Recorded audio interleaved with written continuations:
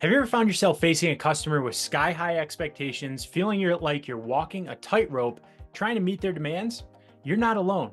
In today's video, we're diving into the world of high maintenance customers, those who seem to have an endless supply of requests, questions, and concerns. But fear not, handling them doesn't have to be a daunting task. Stick around as we unfold the secrets to transforming these challenging interactions into opportunities for growth and customer loyalty. Look, imagine turning your most demanding customers into your biggest fans. Sounds like a dream, right? Well, it's more attainable than you might think. With the right approach, patience, and a sprinkle of some key strategies, you can navigate through the toughest waters and come out with more loyal customers, a broader customer base, and a bigger business. So let's explore how.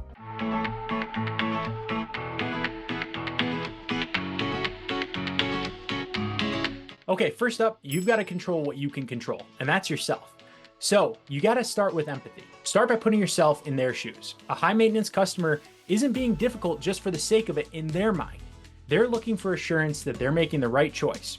I'm always reminded of the time that this lumberyard, there was a customer and the owner came up to our booth. And as he was waiting in line, somebody in front of him, a prospect says, "Is this company any good?" And he was really slow to say yes. He said, "You need to have somebody like this company managing these things for you, certainly."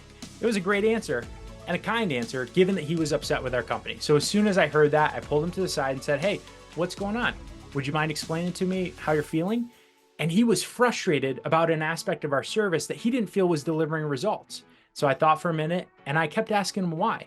Where are you looking for this? Why are you feeling this way? What were your expectations at the time?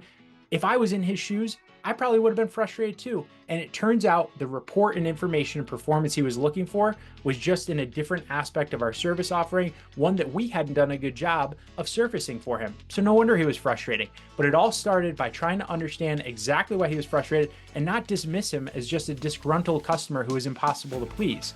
And we got to a place where that customer is still a customer today. And guess what? That happened in 2013.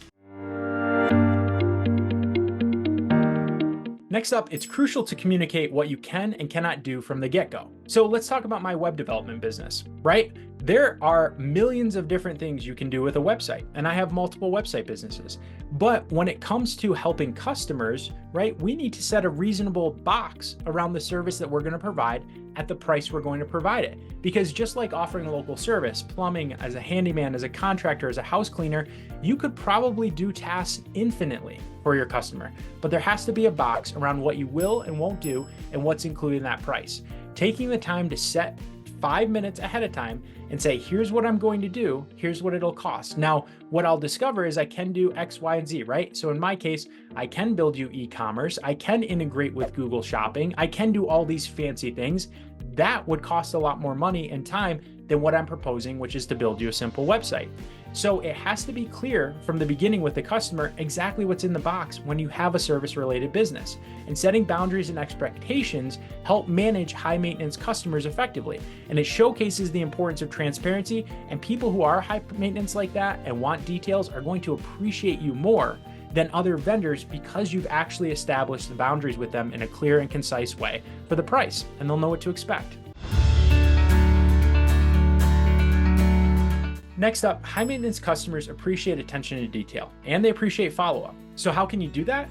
At the end of your service call, talk to your customer for a few minutes. I don't know how many times a house cleaner, a plumber, a handyman has just left my house after they've completed the job. And those are not the ones I want to hire back because I don't have an opportunity to ask them questions, to clarify, or for them to even show me what they did. The best ones talk to their customer at the end of the service interaction and say, "Hey, here's what I did. Here's what was left undone if there's anything that needs follow-up. And here's what I didn't do, but I'd recommend. But again, like I told you at the beginning, that would cost a little bit more money." That's how you ensure a satisfied, tough customer and also build a long-term relationship with them. And the thing is, it's not that hard. All I talked about was an extra 10 minutes of your time with that customer. 5 minutes in the beginning and 5 minutes at the end, and it'll go extremely long way. So handling high maintenance customers doesn't have to feel like a chore. And quick side note, if you don't have a website for your business that attract more customers, check out the link below to Mighty Sites for only $9 a month. But if you think about employing and setting these boundaries are clear and ensuring diligent follow-up, you can turn these potential conflicts into opportunities for loyalty and happy customers. So remember, the goal isn't just to manage these customers, but to exceed their expectations and turn these challenges into triumphs for your business. Found these tips helpful? Don't forget to hit that subscribe button and share this video with others who might benefit. And by the way, sometimes there are customers that you do need to let go, which is why you always need to be getting more customers. Check out the next series of videos as I talk about all the best ways to grow your business. And if you don't have a website already, click on Mighty Sites. I hope you subscribe and like this video. Thanks so much for joining me.